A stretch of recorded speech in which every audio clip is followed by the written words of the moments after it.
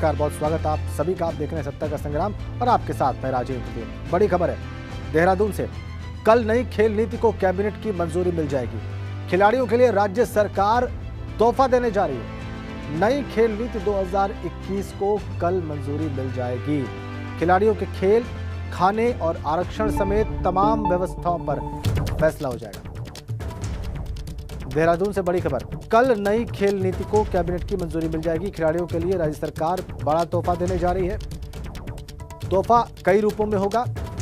नई खेल नीति 2021 को कल उत्तराखंड की कैबिनेट मंजूर कर लेगी और इस तरीके से खिलाड़ियों को तोहफे मिलेंगे। उनके खेल, खाने और आरक्षण समेत तमाम व्यवस्थाओं पर कल कैबिनेट अपना अप्रूवल दे देगी, अपनी मुहर लगा देगी और इस तरीके से खेल नीति 2021 को उत्तराखंड की कैबिनेट कल मंजूर कर लेगी। बड़ा तोहफा होगा यह। स्पोर्ट्स को लेकर, खेलों को लेकर उत्तराखंड के युवाओं में खासा उत्साह है और ये पॉलिसी जो है ये निश्चित रूप से उनको और उत्साहित करेगी। उत्तराखंड को साल 2025 तक आत्मनिर्भर बनाने को लेकर देहरादून में मुख्यमंत्री पुष्कर सिंह धामी ने बोधित्सव कार्यक्रम की शुरुआत की है, जिसमें राज्य के विकास और नीतियों को लेकर चर्चा हुई।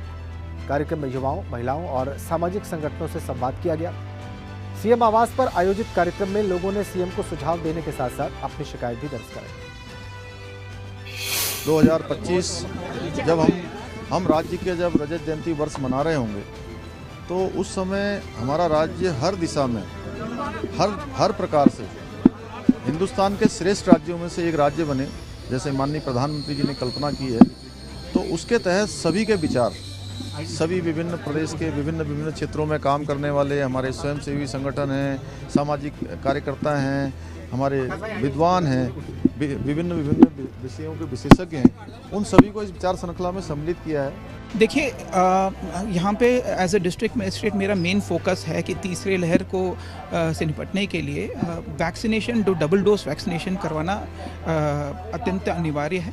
तो इसी के दृष्टिगत जो है यहाँ पे लगभग 60 फर्स्ट डोज में तो 100% हमारा हो गया है।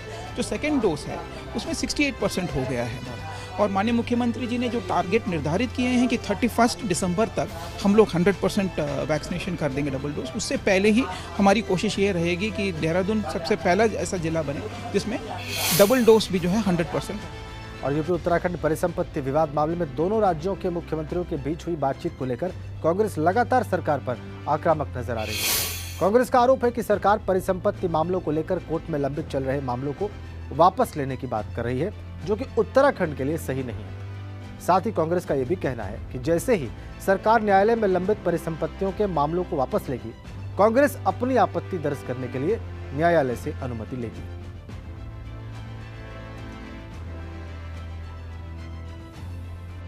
मुख्यमंत्री जी का यह बयान है कि ये निर्णय हुआ है दोनों पक्षों से कि हम कोर्ट में लंबित मामलों को वापस लेंगे।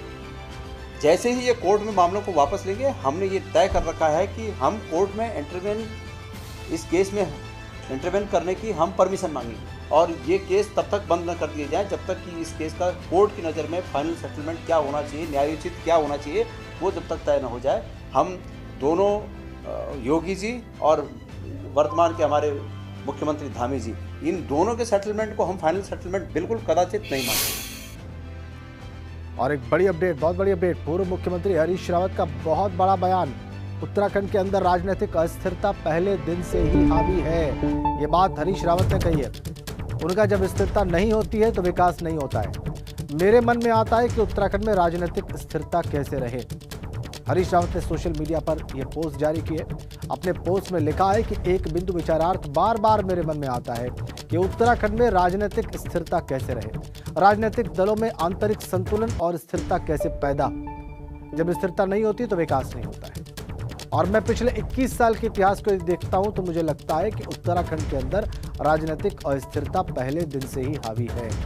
प्रत्येक राजनीतिक दल में इतने लोग हैं कि सबको समन्वित कर चलना उनके लिए कठिन है और कांग्रेस और भाजपा जैसे पार्टियों के लिए तो ये कठिनतर होता जा रहा है। केंद्र सरकार का ये निर्णय कि राज्य में गठित होने वाले मंत्रिमंडल की संख्या कितनी हो, उससे छोटे राज्यों के सामने और ज्यादा दिक्कत पैदा होनी है। अब उत्तराखंड जैसे राज्यों में मंत्री 12 बनाए जा सकते हैं, मगर विभाग तो सारे हैं जो बड़े राज्यों में हैं। सचिव भी उतने ही हैं जितने सब राज्यों में, मगर एक एक मंत्री कई बार 2-2 विभागों को संभालते हैं।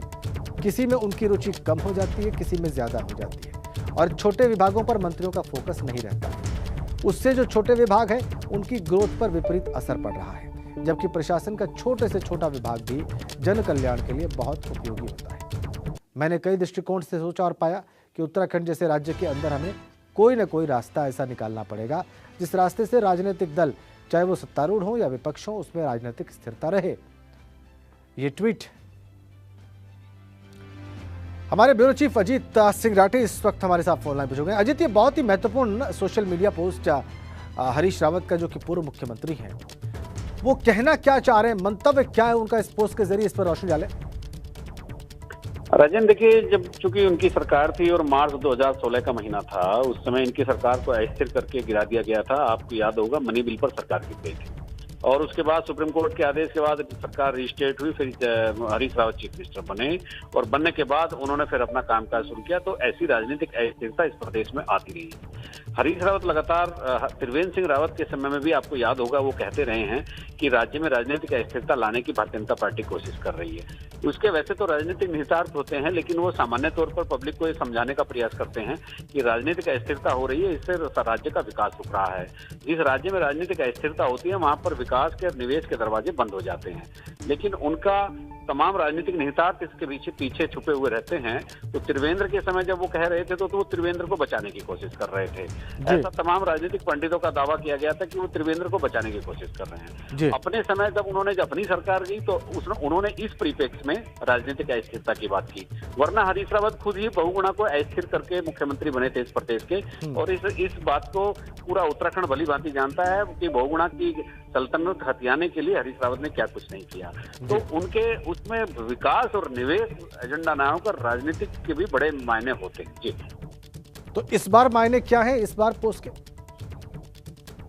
अब वो यही चाहते हैं कि चूंकि अगर सरकार में बहुमत मिल जाता है और कांग्रेस को और वो मुख्यमंत्री उनको बनने का अवसर पार्टी प्रदान करती है, तो इस बीच में किसी भी तरह की कोई ऐसी अस्थिरता पैदा ना हो, तो ताकि वो जो पुनरावृत्ति हो जाए, इस राज्य में जो घटनाएं होती रहती हैं उनकी पुनरावृत्ति हो जाए और ऐसी कोई कठिन परिस्थिति सरकार के सामने पेश ना हो जैसी पिछले दिनों आती रही है। तो वो अपना भविष्य संजोकर और सुरक्षित रखना चाहते हैं कि भविष्य में इस तरह की पुनरावृत्ति ना हो। जी राजेश, बहुत बहुत धन्यवाद आपका अजीत सिंह राठी। आपने प्रकाश डाला कि इस सोशल मीडिया पोस्ट का अर्थ क्या है और राजनीतिक अस्थिरता की बात की है हरीश रावत ने और बहुत सारे बिंदु उठाए। उन्होंने कहा कि विभाग उतने ही जितने कि बड़े राज्यों में है, लेकिन चूंकि विधानसभा छोटी है इसलिए कम लोग मंत्री बन सकते हैं। ये बहुत महत्वपूर्ण बात और इसके दूरगामी निहितार्थ हैं। आगे बढ़ते हैं। देहरादून से खबर है, 24 नवंबर को कांग्रेस की स्क्रीनिंग कमेटी की बैठक होगी। विधानसभा चुनाव को लेकर यह बैठक होगी। सभी समितियों के अध्यक्ष, उपाध्यक्ष और संयोजकों के साथ यह बैठक होगी। कांग्रेस में टिकट बंटवारे को लेकर रणनीति बनेगी। तो एक और जहां 24 नवंबर को कांग्रेस की स्क्रीनिंग कमेटी की बैठक का ऐलान कर दिया गया है, दूसरी ओर हरीश रावत चाहते हैं कि स्क्रीनिंग कमेटी अपना काम 15 दिसंबर के बाद ही शुरू करे। हरीश रावत ने कमेटी को सलाह दी है कि अभी अगर प्रोसेस शुरू होता है तो इससे चुनावी तैयारियों पर विपरीत प्रभाव पड़ेगा। स्क्रीनिंग कमेटी के गठन का हम स्वागत करते हैं, मगर एक रिक्वेस्ट मैं अध्यक्ष जी से भी करना चाहूँगा और स्क्रीनिंग कमेटी के अध्यक्ष जी से भी करना चाहूँगा, दिसंबर 15 के बाद ही प्रोसेस स्टार्ट की जाए, क्योंकि उससे पहले कोई भी प्रोसेस स्टार्ट करेंगे तो हमारी चुनावी तैयारियों पर असर विपरीत पड़ेगा। इसी पर वैसे तो अभी भाजपा का कब्जा है, मगर 2002 और 2007 में यहाँ पर कांग्रेस का कब्जा रहा है। मगर इस बार जनता का मूड क्या है, आज बात इसी पर।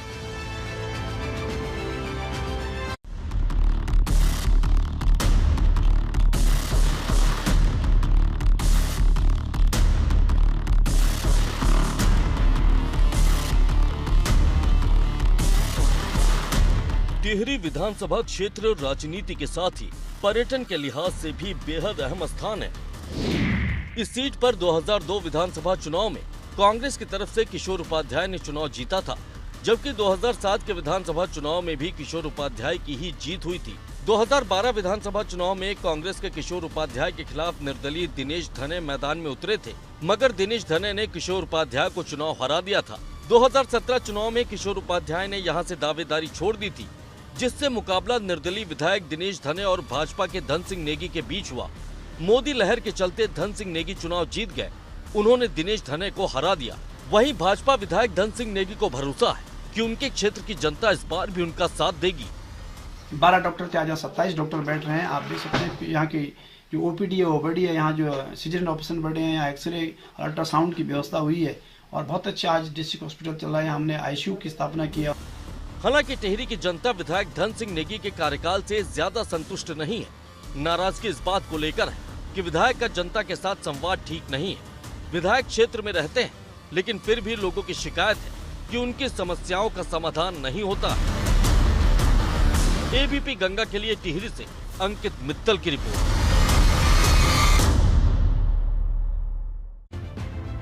टिहरी से विधायक धन सिंह नेगी दावा कर रहे हैं कि उन्होंने अपने विधानसभा क्षेत्र में विकास के बहुत काम करवाए, मगर विपक्ष के नेता उनके दावों पर सवाल उठाए।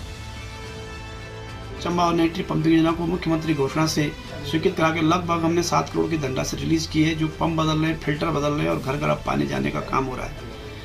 इतना के साथ साथ हमने नेत्री के समग्र विकास के लिए यहाँ जो टूरिस्ट का स्थान था, इस टूरिस्ट स्थान को डेवलप करने के लिए, टिहरी झील के डेवलपमेंट के लिए हमने इसको टिहरी को नया डेस्टिनेशन बनाने का निर्णय हमारी सरकार ने किया है। 1200 करोड़ की धनराशि भारत सरकार की सैद्धांतिक स्वीकृति, इसके सापेक्ष काम प्रारंभ हो गया है। जितने भी शिक्षा के क्षेत्र में जो काम हुए और जो टिहरी में हुए, हर क्षेत्र में, चाहे पर्यटन के क्षेत्र में हो, चाहे वो पेयजल योजना पे हो, चाहे विद्युत पे हो, या जो भी योजनाएं हैं, वो अगर कहीं 1 इंच भी आपको बड़ी हुई नजर आ रही है तो जनता से आप पूछ लीजिए। नर्सिंग कॉलेज जहाँ पे छोड़ा था आज उससे बदहाल स्थिति में है। कहीं शिक्षक नहीं है, कहीं सुविधाएं नहीं है। और आइए अब आपको दिखाते हैं कि टिहरी विधानसभा सीट की जनता के बड़े मुद्दे कौन कौन से हैं। पहला बड़ा मुद्दा है ग्रामीण क्षेत्रों में सड़कों की बदहाल स्थिति। सड़कों की बदहाल स्थिति। दूसरा बड़ा मुद्दा शहर में ट्रैफिक जाम की समस्या। तीसरा बड़ा मुद्दा शहरों में पार्किंग की समस्या है। चौथा बड़ा विषय कोविड की वजह से पर्यटन कारोबार का प्रभावित होना है।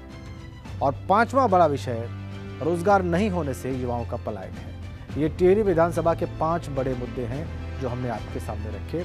ट्रैफिक जाम, सड़कों की बदहाल स्थिति, बेरोजगारी और पलायन, ये बड़े मुद्दे हैं। अब आपको दिखाते हैं कि टिहरी की जनता विधायक के काम से कितना खुश है और वो विधायक के काम को लेकर क्या कह रही है।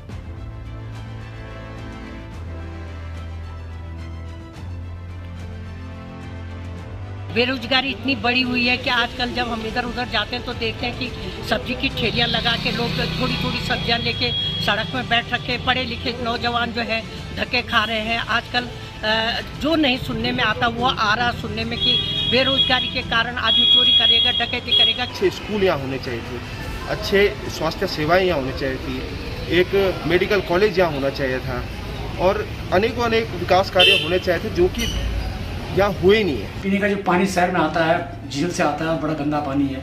लोगों की मांग है काफ़ी समय से कि कुत्तू लिफ्ट योजना यहाँ पर लागू की जाए, कुत्तू का जो साफ पानी है वो शहर में पहुँचाया जाए। उस पर भी कोई कार्य नहीं हुआ है। धरातल पर हमें कुछ दिख नहीं रहा है। जिस तरीके से हमें बताया गया, अखबारों में चला कि इस टिहरी झील के लिए 1200 करोड़ रुपए आया है, अभी तक आप झील के अगर अगल बगल स्थिति जाकर देखेंगे तो बिल्कुल आपको जो है जीरो वही स्थिति नज़र आएगी जो शुरू से झील की है।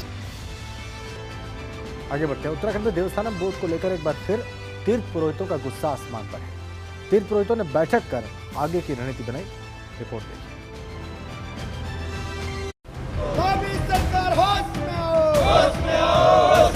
देवस्थानम बोर्ड वापस लो। देवस्थानम बोर्ड के विरोध में 4 धाम तीर्थ पुरोहित हकदारी महापंचायत की बैठक हुई, जिसमें तीर्थ पुरोहितों ने आगामी रणनीति पर मंथन किया।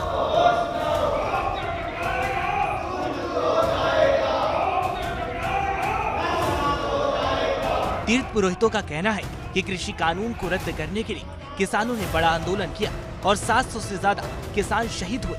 उसी तरह यदि सरकार देवस्थानम बोर्ड को भंग नहीं करती है तो तीर्थ पुरोहित भी ऐसा ही कदम उठाएंगे।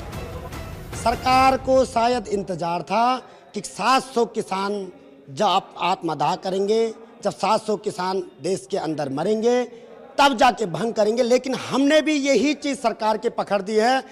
सरकार ने जब किसान को 700 किसान मरे तब जाके भंग किया और हमने भी प्रण कर लिया है कि वो 700 मरे, हम कम से कम जो है आत्मदाह करने 5 लोग जो है चारों धामों से आत्मदाह करेंगे, तब जाके देवस्थानम बोर्ड जो है सरकार भंग करेगी। और 27 तारीख को इसी संबंध में आज हमारी एक अहम बैठक है।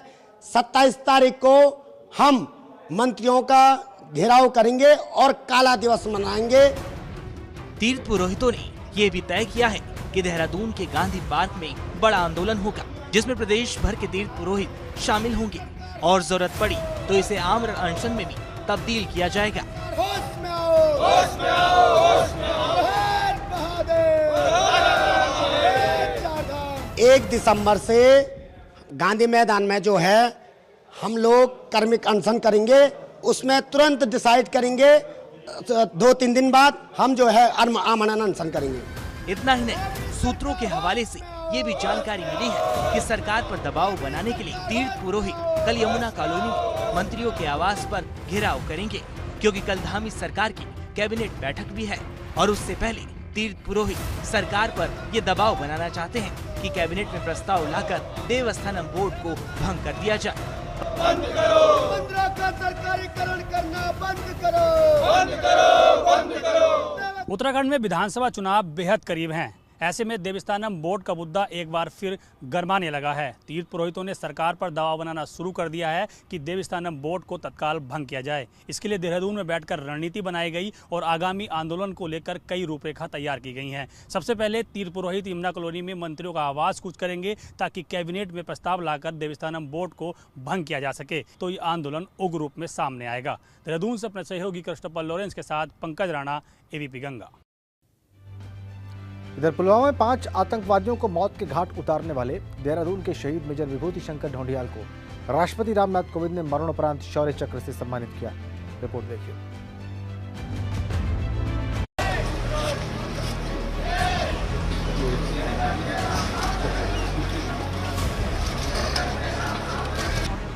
ये तस्वीर उस वक्त की है जब देवभूमि का लाल विभूति शंकर ढोंडियाल तिरंगे में लिपट कर अपने घर पहुंचा था।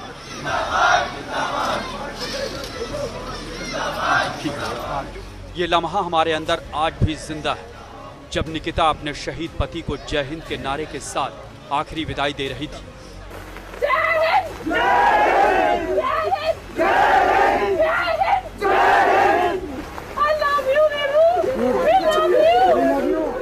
विभूति शंकर ढोंडियाल पुलवामा में हुए आतंकी हमले में शहीद हो गए थे। पति की शहादत निकिता के लिए ताउम्र का गम जरूर है, लेकिन उनके शहादत पर परिवार को फक्र भी है। और इससे भी ज्यादा गर्व की बात यह है कि उन्हें शौर्य चक्र से सम्मानित किया गया है। राष्ट्रपति भवन में अलंकरण समारोह में उनकी पत्नी लेफ्टिनेंट निकिता कौल को राष्ट्रपति ने यह पुरस्कार सौंपा। इस दौरान उनकी मां भी मौजूद थी। महामहिम राष्ट्रपति महोदय के हाथ से उनकी माताजी सरोज ढोंडियाल जी और उनकी वाइफ, जो खुद अब उसी प्रेरणा से फ़ौज में शामिल हुई और आज लेफ्टिनेंट के तौर पर सेवाएं दे रही हैं, वे भी उस कार्यक्रम में थी। तो बहुत गर्व हो रहा है, बहुत खुशी भी है और निश्चित ही इससे युवाओं को देश प्रेम में, राष्ट्र की सेवा के लिए फ़ौज में सम्मिलित होने के लिए बहुत प्रेरणा मिलेगी। पति के शहीद होने के बाद उनकी पत्नी निकिता कौल ढोंडियाल विधवा हो गई, लेकिन निकिता ढोंडियाल ने उस वक्त भी हार नहीं मानी और मन बना लिया कि वो सेना को ही ज्वाइन करेंगे। उनका ये फैसला अब फलीभूत हो गया है, जब निकिता ने 29 मई 2021 को लेफ्टिनेंट निकिता कौल ढोंडियाल के तौर पर आर्मी ज्वाइन की। फरवरी का महीना था जब मेजर विभूति शंकर ढोंडियाल ने अपनी शहादत दी थी और उसी दिन उनकी वाइफ ने भी ये प्रण लिया था कि वो भी देश सेवा में जाकर अपना सर्वोच्च, अपना सब कुछ अपनी देश सेवा में देंगी। और अब वो लेफ्टिनेंट हैं जिनका नाम निकिता कौल है। मयंक उनके चचेरे भाई हैं, बचपन के दोस्त हैं और आज का जो पल है वो गौरवान्वित करने वाला है। पूरा परिवार जो देहरादून में रहता है आज वो दिल्ली में है और वहाँ पर शौर्य चक्र से मेजर विभूति शंकर ढोंडियाल को सम्मानित किया गया है। और सभी का यही कहना है कि जिस तरीके से जो देश में उन्होंने अपनी सर्वोच्च बलिदान दिया, शहादत दिया, उस शहादत पर शौर्य चक्र मिलना सभी को आज गौरवान्वित कर रहा है। अपने सहयोगी निशांत चौहान के साथ रवि कैंतुरा, एबीपी गंगा, देहरादून। इसी के साथ इस बुलेटिन में फिलहाल इतना ही। आप देखते रहिए एबीपी गंगा। बहुत बहुत धन्यवाद।